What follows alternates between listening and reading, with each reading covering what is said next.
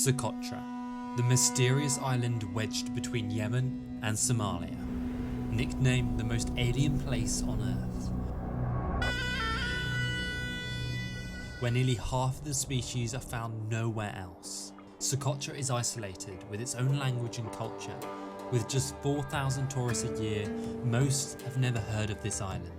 Join us as we discover the most incredible yet least known destination on planet Earth.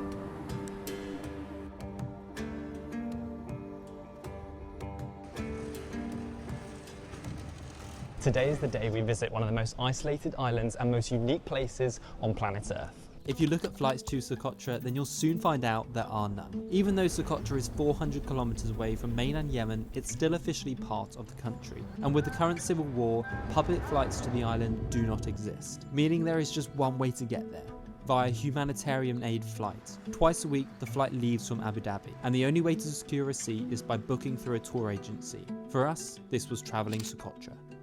How are you feeling about this? I'm kind of nervous. I've never taken a humanitarian aid flight before, as I'm sure most of us haven't. There it is, Socotra.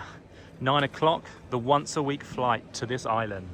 Right, we're about to board our flight. Socotra's been a dream of mine for quite some time. Like, this is a big bucket list destination for me, so I'm very excited.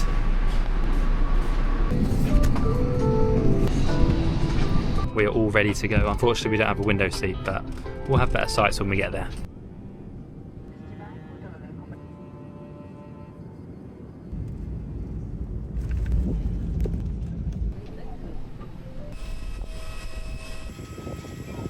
It's okay. We have just arrived in Socotra, picked up by our guides, and we're going to start the adventure right now. Meet Abdul, our local guide for the next 7 days who have been guiding tourists around Socotra for 16 years, and Hani, our enthusiastic driver who will be taking us to the remotest corners of the island. Okay, we are here now. We are heading to the western part of the island. As we drove up into the mountains, we saw our first glimpse of this island, surrounded by desolate rocky landscapes and small villages that blended into the horizon. To get a perspective of this island, we have just passed through the second biggest city, well, town or village on the whole island. Hello! Hello! Yeah! Hello!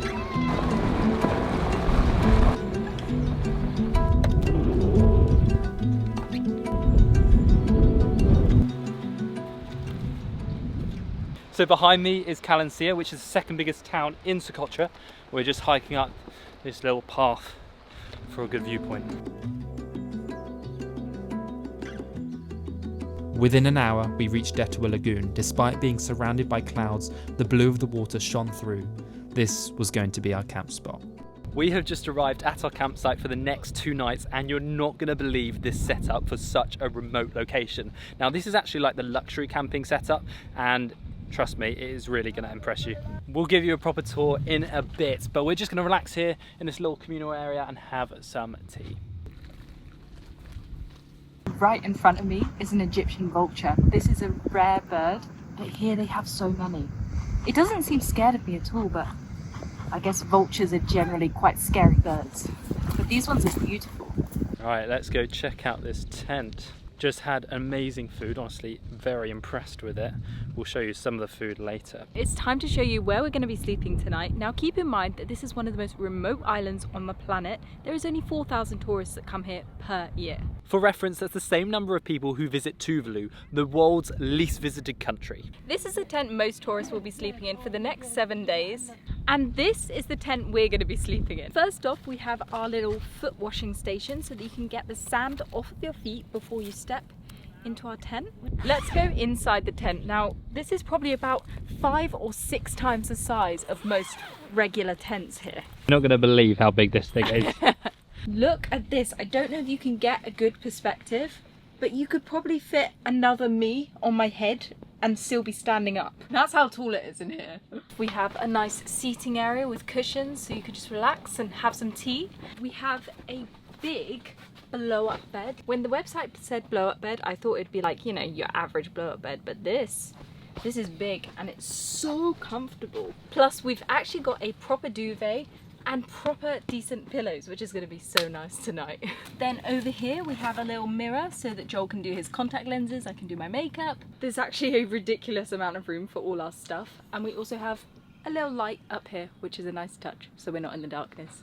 But let's be honest, the most incredible thing about this is where we are camping. Look at the view which we will wake up to tomorrow morning. Like, this is simply incredible.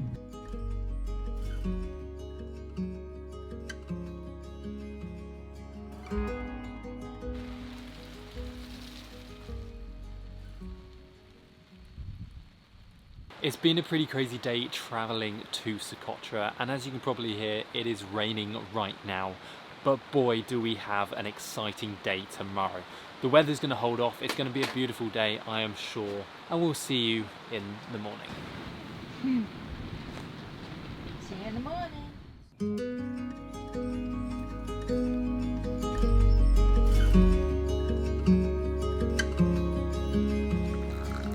Good morning from our first full day here in Socotra. We've just been served our breakfast by the team. We've got some paratha here, and then we've got some beans and also some egg. Not too bad. Today is our first proper adventure here in Socotra. And I'm quite excited, although it is a bit cloudy. We're actually going to be heading on a boat this morning around the coastline, and I just can't wait to show you what this place looks like. Yalla! Photo. Photo? Oh, very good. Amazing. Yalla, yalla.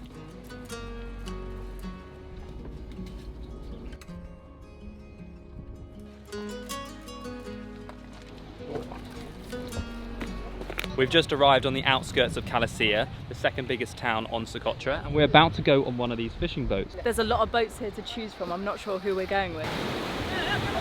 It looks like we've found our boat. We have to jump in straight away. Yes! Yes! Yes! Yes. Good, good, good. Yalla! Nice to meet you. Salam alaikum. Everyone's so smiley, I can't believe it. I just love the people here. We haven't been here long, but it just feels so welcoming. I think we've just spotted some dolphins. Yeah, there. They're spinner dolphins, so they jump up into the air, and we've just seen a massive group of them over here. Let's go have a look. Whoa, so pretty. We are literally surrounded by dolphins right now. I wasn't expecting this many, but we've got maybe a whole pod of 40. Whoa.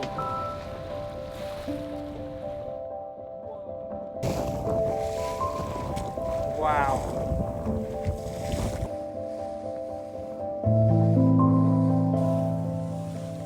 As we're coming along this coast, we can see a couple of fishermen on these rocks here, and apparently they had to climb this whole mountain because there's a little path to get there, because it's the only route to get there. But this mountain, I don't know if you can see on camera, it's so steep. How do they climb there every single day, up and down? It's incredible.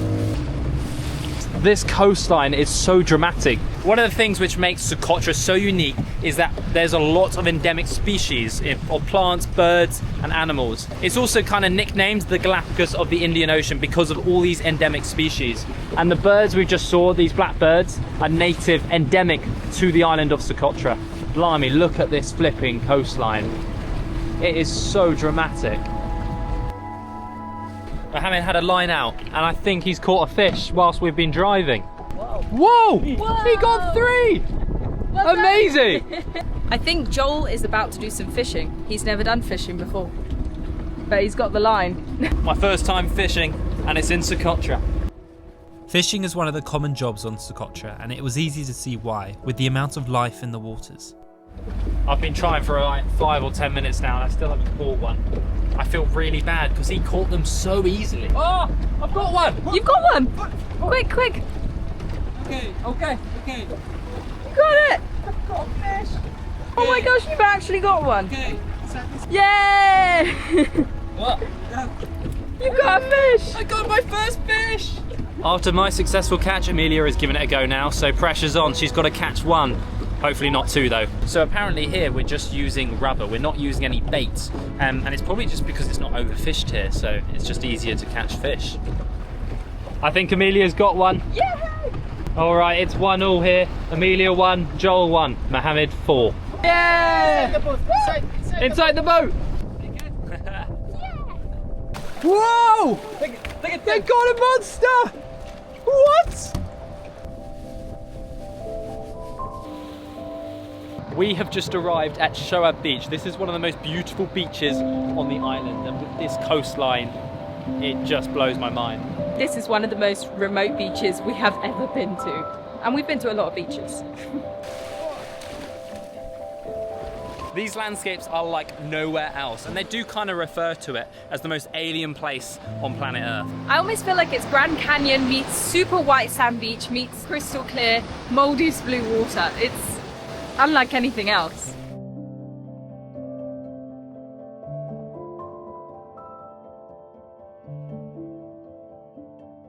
So our guide Abdul has very nicely brought us some fruit and bread with us.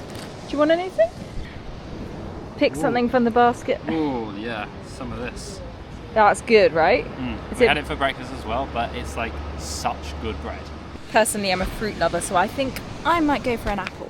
One of the things with Socotra, it's very hard to grow things here because of the arid conditions. It doesn't always rain like it has the last 24 hours. So all of this stuff actually comes on boats from like mainland Yemen and Oman and Abu Dhabi.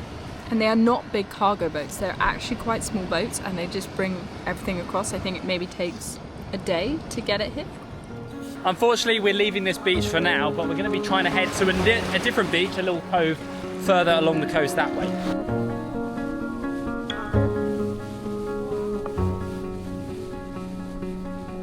Oh my gosh, this water looks so clear. I can see like hundreds of fish around us right now. It's time for me to join the party! Woohoo! What is this colour right now? Oh my gosh. Hey! Look behind us. We are stranded on a remote island off the coast of Yemen and Somalia. And it's paradise. Look at it. Honestly, our guide Abdul is amazing. He saw people at the other beach and he personally took us to this one so that we could have it all to ourselves, which is what we love. You know us, we love a remote beach.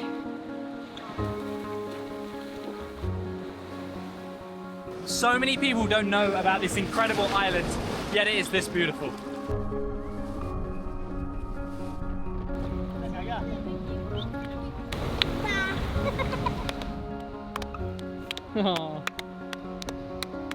Oh, very good. As soon as we came off the boat, all the children kind of ran over us, was like, my name is this, welcome to the island. Everyone is so lovely here.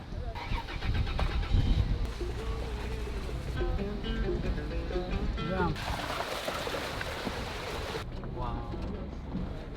I had no idea we were coming up here. We just started driving up this mountain and I was like, oh, where are we going? Check out these views. Wow. I have just seen an Egyptian vulture, which is a really, really rare bird.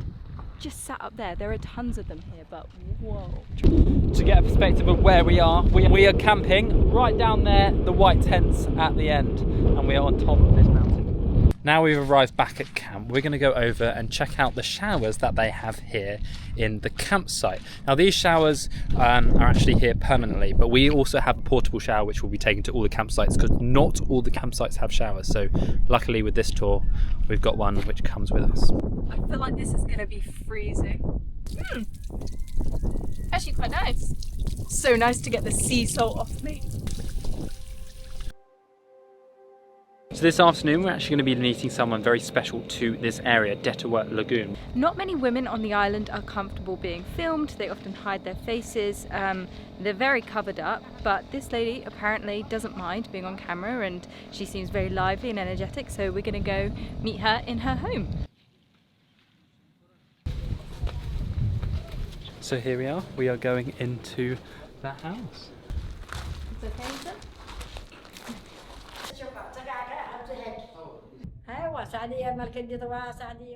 Meet Sadia, the Queen of Detua, a mother of 6 who grew up in a nearby cave. We sat with her for 2 hours, sharing stories over tea and fresh popcorn. She explained what it's like to live on the island as a woman and how much change she has witnessed in the past 30 years. After showing me her traditional Socotra dress, she was excited to have me try it on too. Sadia earns her money through her campsite and from her goats, which roam freely on the land. My life couldn't be more different than hers, yet she welcomed us into her home with an open heart.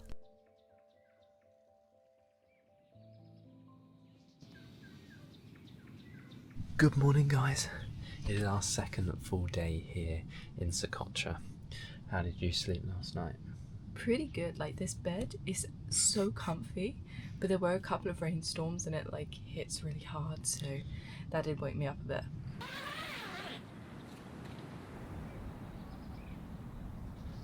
Abdul was saying last night that all these clouds here should peel away today, and for the rest of the trip we should have beautiful sunny weather. In the distance the sun is coming out. It almost looks like the moon. I'm off to go have my morning shower before we leave this campsite. I'm trying the other shower today, so this is actually our like camping shower. In this little tent is our portable shower. We've got a proper little shower head, and then this is the water bucket. We've even got a little mirror and a couple of hooks, which is super helpful to put all my stuff on.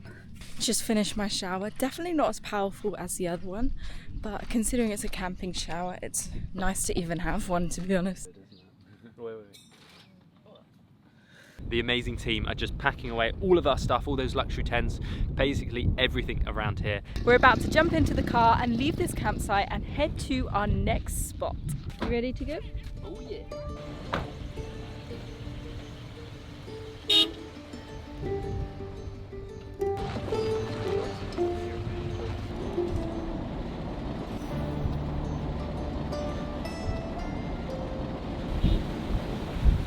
Right here we have our very first dragon blood tree. This island is famous for the dragon blood trees because it is endemic to these islands and they just look so incredibly unique. It kind of looks like an alien plant has just been like put here. So as we climb up this mountain, we're seeing small little villages, small houses on the side of the road, and apparently most of the people who live up here actually moved from caves in the area and moved into the little villages and built these small houses. We have just arrived in the Dixan Plateau, so we're about 900 meters up above sea level right now, and we're walking down towards a little valley. It feels like super deserty right now. Almost reminds me of Morocco. Whoa, it's so deep. I didn't know this was even here. This isn't even one of the spots that I knew about of Socotra. Some parts 500 meters, 300 meters, 400, average 500 meters. 500 meters deep. Wow.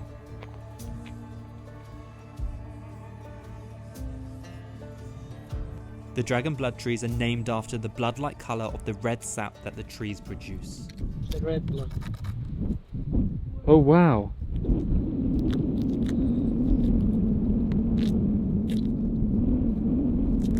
They use this in like the Emirates and in Qatar, Saudi, maybe? Yeah, they use it also for makeup, for medicines. They use it also. What type of medicine? For cleaning stomach. Cleaning the stomach. Okay. After delivery. After having a baby. This is quite a thin little canyon. I can fit through just about. So obviously right now we're on top of the plateau in the mountain, but we've got to go down the canyon and basically head deeper and then back up the other side to where we're camping tonight. Yalla! Yalla yalla! We're now heading down the canyon and the road is going to be a little bit more dodgy, but we've got Hani as our driver, so we're going to be fine. Hani! Thank you. Yalla. Because of the trees and just like the rocks, desert wasteland everywhere, it looks like an alien planet.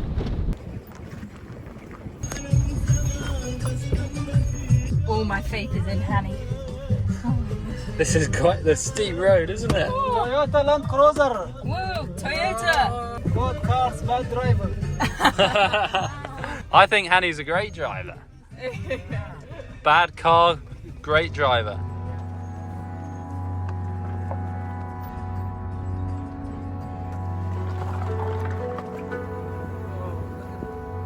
Up here we've just seen a group of bottle trees, and these are an endemic tree again. They look so alien-like, and these ones have actually got some flowers on.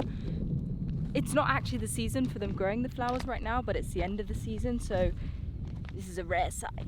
So the reason these bottle trees have such like a big trunk compared to the top is because it's all the storage of water. So these trees like hotter climates, so you'll find them slightly lower in elevation here than the dragon blood trees. As you can see, there's a few dragon blood trees up there. The funny thing is you can almost feel like this has got water in because it's kind of squishy. I just love these trees.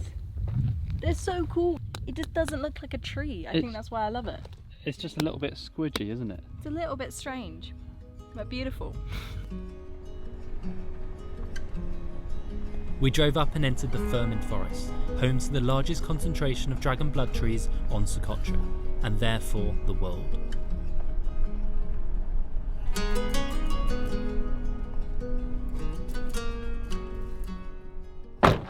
We've just arrived at our camp for tonight, and we are in the middle of the dragon blood tree forest. I actually can't believe we're here. Like, it looks really cool in photos, but I don't think anything will do this place justice. It's so alien-like. I also had no idea like how many there are. There are literally thousands around here. Like thousands of these trees, and we're just in amongst them and going to be camping amongst them tonight. And this is the only forest of its kind in the entire world. Lunchtime. Thank you, Hanny. Our driver Hanny is so funny. He keeps just saying random words and then not really explaining if they have a meaning or if they're just a random sound that he's making.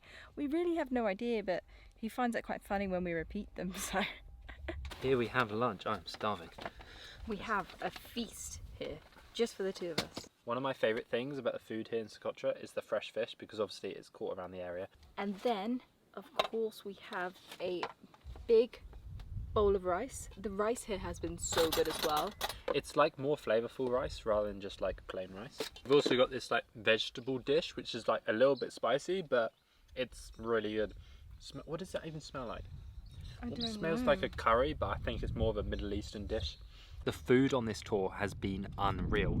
You've got to remember how remote we are. So all these watermelons, all this melon, all this salad we got over here, this is all being imported from probably mainland Yemen, but you know, it's not been grown here in Socotra, so it's come a very long way. After that amazing lunch, we're just going to head down here because I think there's a viewpoint which looks over the valley. This is quite the view, so you can kind of start getting a perspective of just how many of these trees there are, because they seem to just keep on going all the way. And I think the plateau, where is it? I think the plateau's over there, where we were earlier. The temperature change up here is really noticeable. Like, it's definitely a lot cooler. I think when the sun goes, I'm gonna get a bit chilly. I need to put my hoodie on. So right now we're 700 meters high, which is why it's definitely cooler. There's quite a bit of a breeze actually as well. All of the trees in this forest are between 700 years old and 1,000 years old, and I don't know much about trees, but I know that that is a very long time for a tree to live. You'll probably notice that you don't see any small dragon blood trees, and that's because unfortunately the goats and the sheep, they eat the baby trees, and so the only way that they can get new trees to grow is in the nursery or in like any crevices on the side of the rocks where the goats can't get to.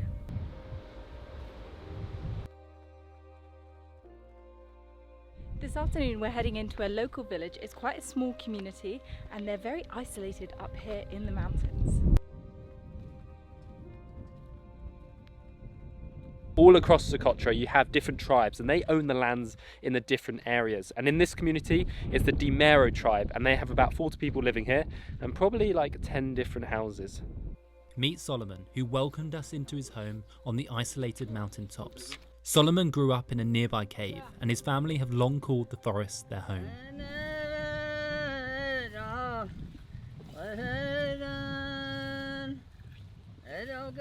He earns money from his livestock and selling milk, which he shared with us over tea. This is from the local goats here. So this is cow's milk, and apparently you just drink it from here. It's good. Very good. good. Nice. Very good. Very nice.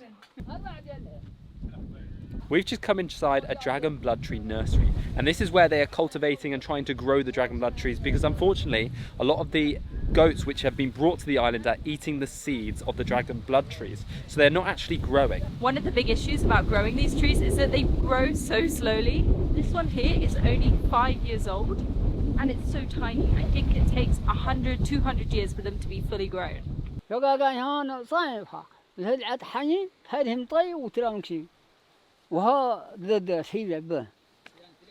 These small little dragon blood trees which you see are just 3.5 months old, so they're as small as they get.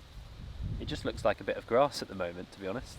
So they plant these seeds and they grow into the big dragon blood trees, or this little bit of grass after 3 months. Amazing. There you go, that's a dragon blood tree seed. Wow, it is kind of red coloured, like the sap inside.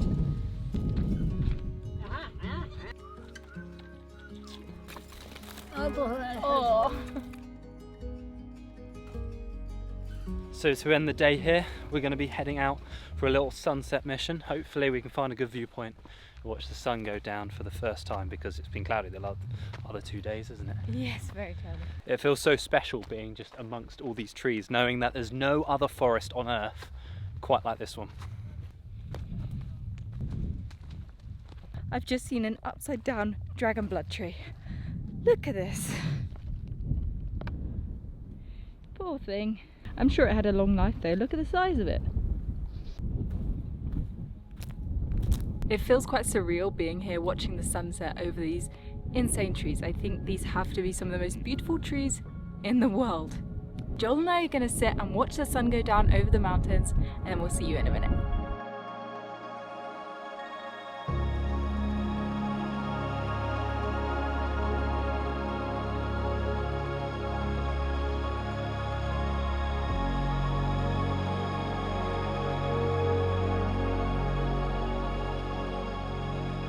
That actually turned out to be an awesome sunset. I mean, there's no clouds in the sky, there's a little bit of pink, and the trees just look amazing, if I haven't said that already.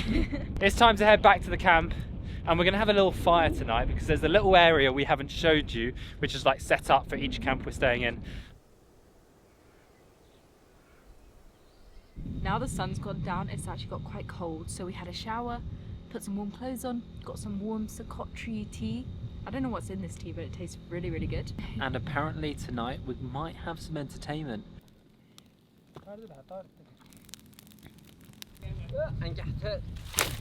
Be careful. Don't burn yourself. Whoa! Whoa! Be careful. This is Firhmin. Oh my god. Our first 3 days on this mysterious island have been better than we could ever have imagined. Welcomed by the friendliest of people, taken to jaw-dropping locations, and to think we still have 3 more days on this island yet to come.